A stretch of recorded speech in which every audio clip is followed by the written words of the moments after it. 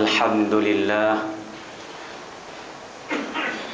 Alhamdulillahilladzi ja'alana fid dinil Islam wassalatu wassalamu ala sayyidina Muhammadin sayyidil arabi wal ajam wa ala alihi wa sahbihi sadatil kiram wa sallama tasliman katsira daiman ila yaumid dawam.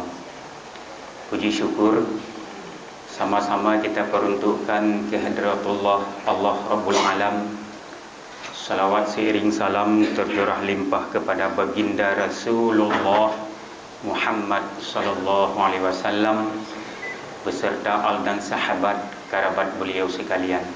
Ta'zim mulia Al-Mukarram Abah Imam Masjid selaku orang tua kita. Mudah-mudahan Allah berikan kesehatan, taufik dan inayahnya kepada beliau serta keluarga. Para al-mukarramun, guru-guru kami yang telah berhadir yang saya muliakan, seluruh pengurus masjid, hadirin muslimin sidang jamaah yang dirahmati Allah yang saya muliakan. Para hadirin saudaraku sekalian, di dalam kesempatan yang mulia ini, marilah kita mengulangi sebuah pelajaran penting lewat daripada sepotong ayat Al-Quran, firman Allah yang kadim yang telah terabadikan di dalam kitab sucinya. A'udzu billahi minasyaitonir rajim.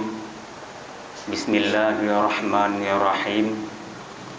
Wa may yattaqillaha yaj'al lahu makhraja wa yarzuquhu min haitsu la yahtasib. Yang maksudnya, siapa saja yang bertakwa kepada Allah, maka diberi jalan keluar di dalam kesulitan, dan Allah juga merezekikan kepada hamba tersebut dengan rezeki yang tiada disangka-sangka. Muslimin yang dirahmati Allah, kita bisa belajar pada sebuah tonggak sejarah, yaitu kisah Nabi Ibrahim alaihissalam bersama keluarganya. Dikala Nabi Ibrahim telah diputuskan hukuman oleh Raja Zalim Namrud dikala itu, yang bahwa Ibrahim harus dibakar di dalam tumpukan kobaran api yang panas. Dikala kayu bakar telah tertumpuk dan tertimbun besar, lalu disirami minyak, dinyalakan api terhadap kobaran api yang sangat besar dan panas. Lalu mereka ingin mencampakkan Nabi Ibrahim ke tengah tumpukan kobaran api tersebut, sehingga mereka payah untuk melaksanakan pembakaran itu, karena bila dicampak dari jauh tentu tak sampai Ibrahim ke dalam api. Dicampak dengan jarak dekat, jangankan Ibrahim, mungkin mereka terlebih dahulu hangus di lalap api. Maka timbullah sebuah kepanikan yang sangat panik. Di tengah-tengah kepanikan itu menjelma iblis sebagai tokoh yang kira-kira patut didengar pendapatnya. Maka iblis dikala itu memberi pendapat begini. Lalu diambillah kulit, dan di dua ujung kulit itu diikat karet, dipajangkan dua tiang, lalu diajarkan ilmu ketepel. Diletakkan Ibrahim di tengah-tengah kulit, lalu ditarik. Kalau bahasa kita bilang 1, 2, 3, dilepaskan Ibrahim dari tarikan karet itu, maka Ibrahim melayang-layang hingga hampir jatuh ke dalam tumpukan kobaran api panas besar itu. Sedang Nabi Ibrahim melayang-layang mau jatuh ke dalam kobaran api, maka disitulah terjadi sebuah peristiwa Rabbaniyah yang di luar akal dan logika kita. Datang malaikat Jibril dengan segera menjumpai Ibrahim, lalu seraya berkata, Wahai Ibrahim, di tengah keadaan kondisimu seperti ini, apa yang kamu butuhkan? Adakah sesuatu pertolongan yang kamu butuhkan? Lalu Ibrahim menjawab dengan mantap karena takwanya kepada Allah. Beliau berkata, aku tidak membutuhkan selain Allah. Yang kubutuhkan adalah Allah. Jawab Jibril, oh kalau demikian engkau kendaki, maka mohonlah pada Allah tentang kondisimu sekarang ini yang saat lagi akan jatuh dalam tumpukan api panas. Ibrahim juga menjawab, apa artinya aku minta pada Allah, sedangkan Allah kan lebih mengetahui tentang keadaanku sekarang ini. Ketahuinya Allah tentang kondisiku saat ini lebih dekat daripada pintaku kepada Allah. Rupanya nyanban tawakal Nabi Ibrahim, takwa gantung 1000% ba Allah Ta'ala. Lung hana lung perle selain Allah, yang lung perle Allah, dan kepu teman lung doa. Sedangkan tepunya Allah keadaan lung bak saat jino yang lebih tahu daripada doa yang lalkai ba Allah. Apakah Nabi Ibrahim ragu untuk berdoa pada Allah, Allah tidak menerima doanya? Tidak. Doa Nabi kibahang terima. Tapi begitulah tingkatan takwa Ibrahim kepada Allah dengan kita. Beda jauh.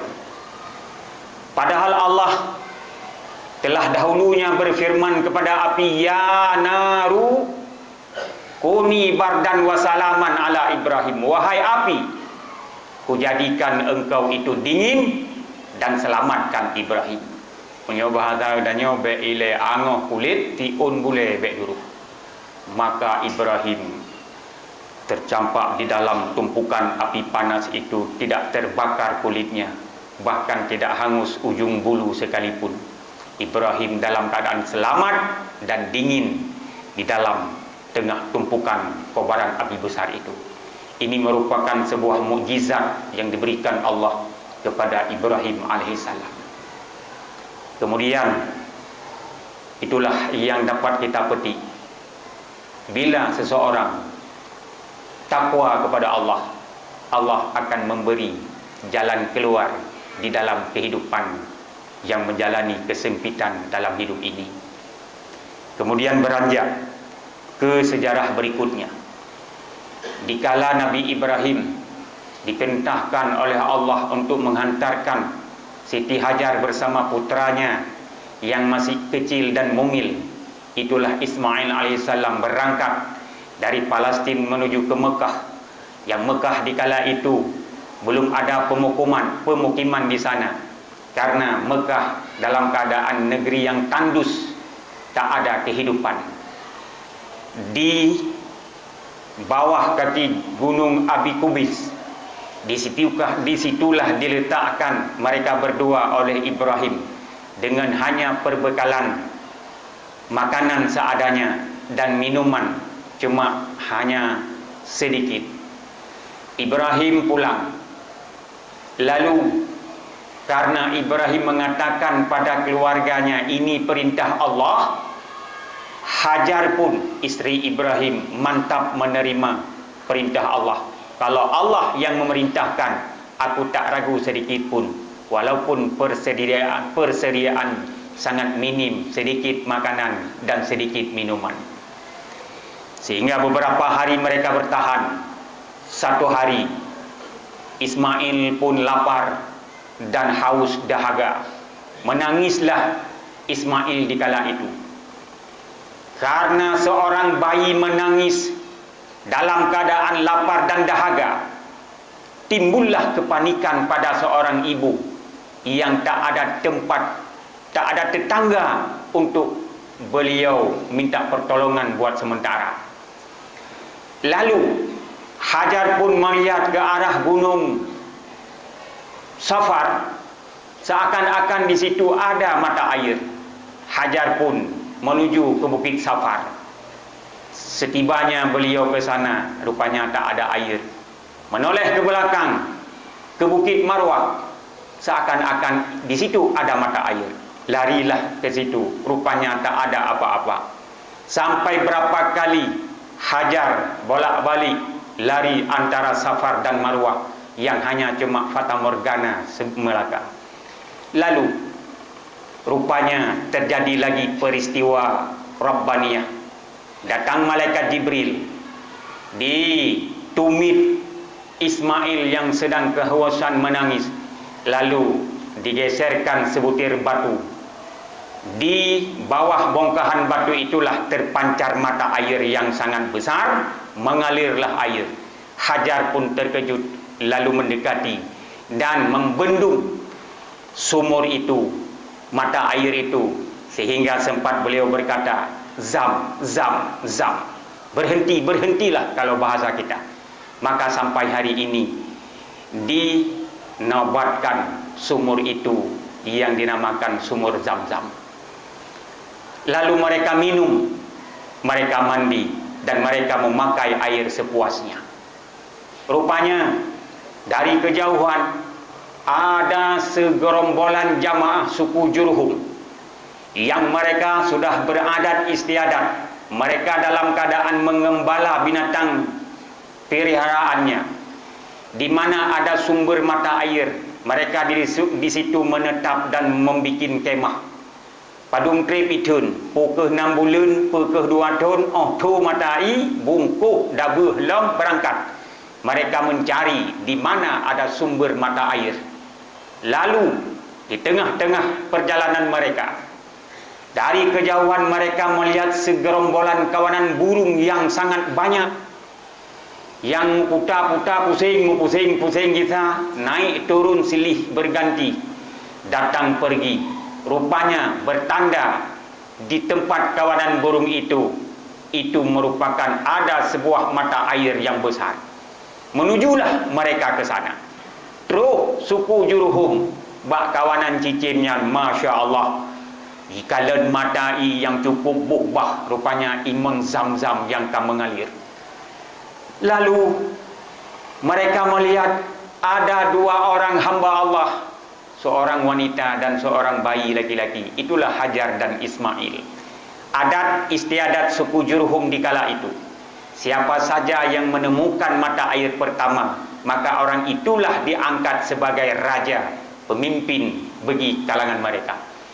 Maka karena Hajar yang temukan, orang pertama menemukan sumur itu, lalu Hajar diangkat sebagai raja permaisuri bagi mereka, dan Ismail bertindak sebagai pangerannya.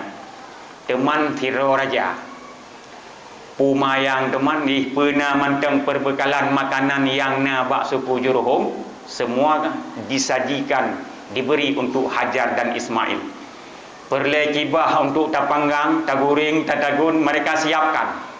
Yan rezeki yang diberikan Allah. Siapa saja yang bertakwa tawakal kepada Allah, Allah beri jalan keluar, dan Allah berikan rezeki dalam keadaan tiada disangka-sangka. Ibrahim takwa kepada Allah, selamat daripada kobaran api panas. Hajar takwa kepada Allah, selamat daripada kehausan dan kelaparan.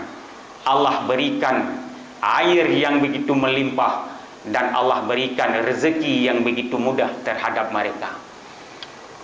2 sejarah tersebut bila kita implementasikan di dalam kehidupan kita, demikian juga. Karena di dalam kehidupan ini tak semuanya kita berjalan mulus di dalam hidup ini.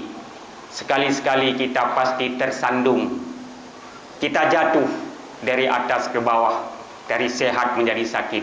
Berbagai macam problem yang kita hadapi dalam kehidupan ini. Problem ekonomi, problem kesehatan, problem keluarga, berbagai macam problem-problem, sesuatu yang tidak kita ingini, ini terjadi dalam kehidupan ini. Modalnya apa untuk mampu kita menghadapi problem tersebut? Itulah konsepnya takwa dan tawakal kepada Allah.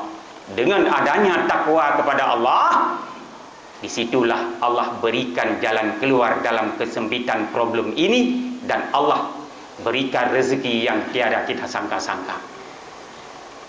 Rezeki yang Allah berikan kepada kita sangat banyak, sehingga kita kurang untuk mensyukuri terhadap rezeki itu. Walau hari ini rezeki tak ada di tangan kita, tapi yang sudah-sudah Allah rezekikan kepada kita, kita lupa terhadap nikmat itu. Sehingga hari ini kita merasa tak cukup, tak cukup, tak cukup. Padahal rezeki itu sudah banyak Allah berikan. Karena kita tak pandai mensyukurinya, tak bertakwa kepada Allah, hari ini hati kita sempit, merasa tidak berkecukupan. Rezeki yang nampak di mata dan dapat disentuh, itu rezeki. Tapi bila dibandingkan dengan kesehatan, sangat kecil rezeki harta yang dapat dilihat dan dapat disentuh. Sangat besar rezeki Allah berikan kepada kita, nikmat. Nikmat sehat.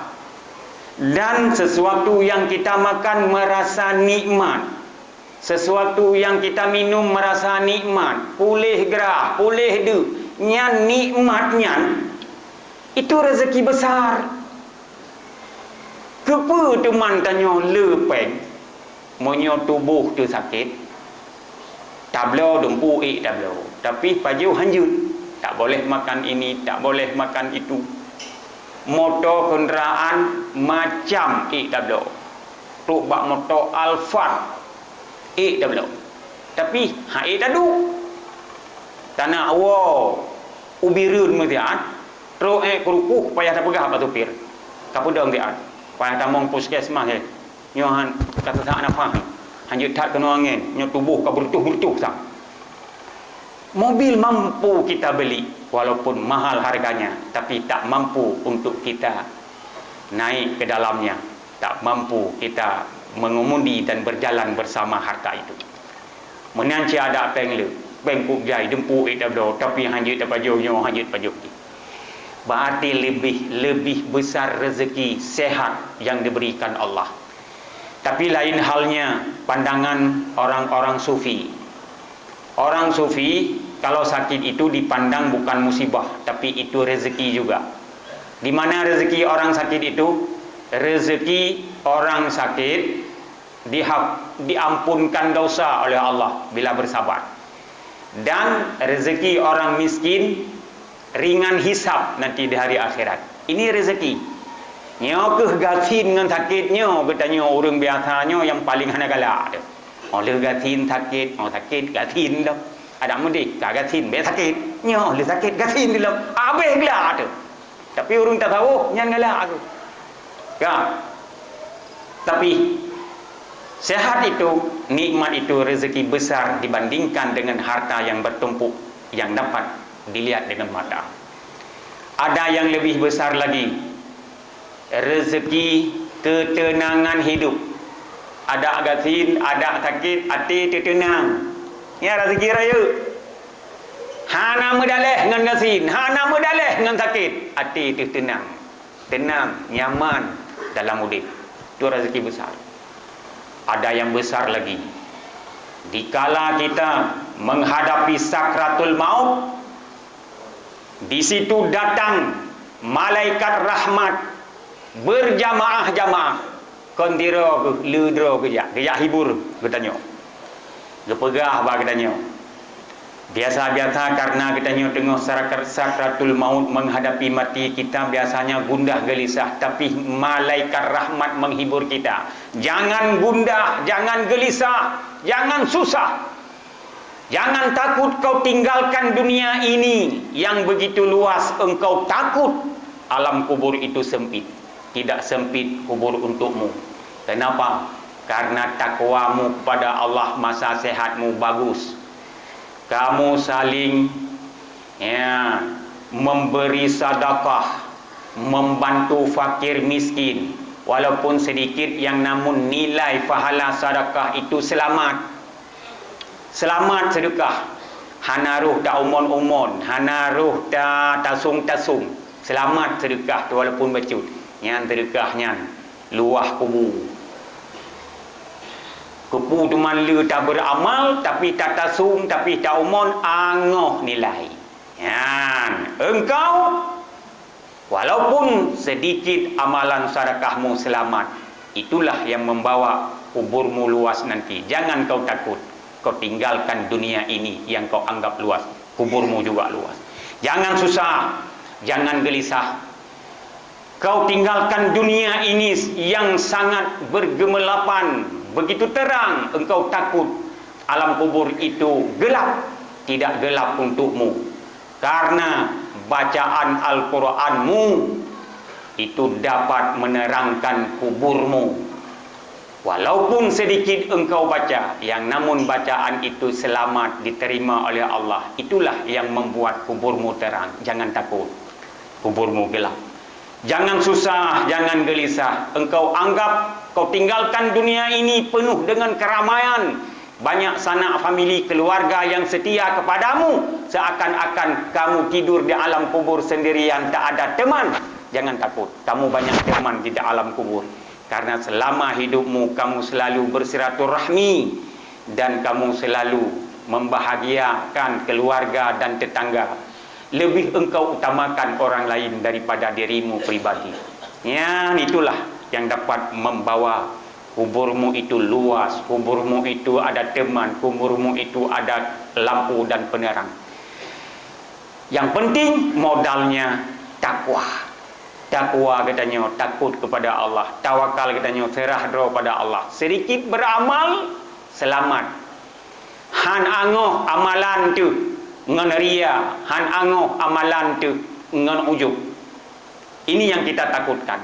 Karena kebiasaan kita, bila beramal di hadapan orang banyak, sedikit banyaknya ada timbul hati ini berpenyakit ria.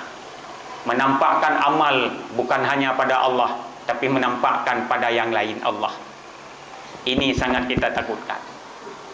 Dan bila kita beramal di dalam kamar yang tertutup, tak ada orang lain yang ketahui, tapi di situ timbul ujub, seakan-akan ro yang bereh awalain hana bereh nyo kenyo yang palot.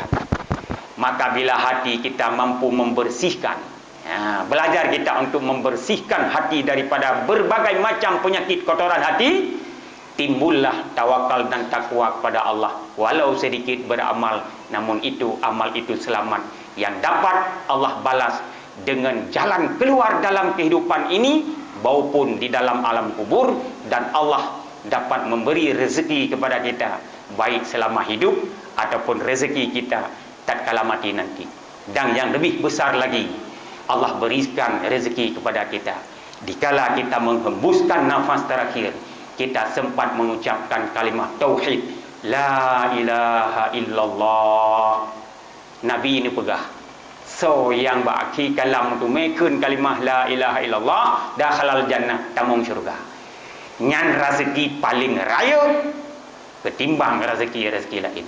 Mudah-mudahan Allah permudahkan kepada kita dikala kita nanti waktu menghembuskan nafas terakhir, ya Allah, Engkau berikan kesempatan kepada kami, sempat Engkau sebut namamu yang mulia. Itulah kalimah la ilaha illallah. Amin ya rabbal alamin. Alhamdulillah, asyhadu an la ilaha illallah wa asyhadu anna Muhammadar Rasulullah. Allahumma salli wa sallim wa barik ala Sayyidina Muhammadin wa ala alihi wa sahbihi wa barik wa sallim. Ayyuhan nas, ittaqullaha haqqa tukatihi wa la tamutunna illa wa antum muslimun. Bismillahirrahmanirrahim. Wa man yattaqillaha yaj'al lahu makhraja wa yarzuquhu min haitsu la yahtasib ومن يتوكل على الله فهو حسبه إن الله بالغ أمره قد جعل الله لكل شيء قدرا بارك الله لي ولكم في القرآن العظيم ونفعني وإياكم بما فيه من الآيات وذكر الحكيم وتقبل الله مني ومنكم تلاوته إنه هو السميع العليم ربنا آتنا في الدنيا حسنة وفي الآخرة حسنة وقنا الحمد لله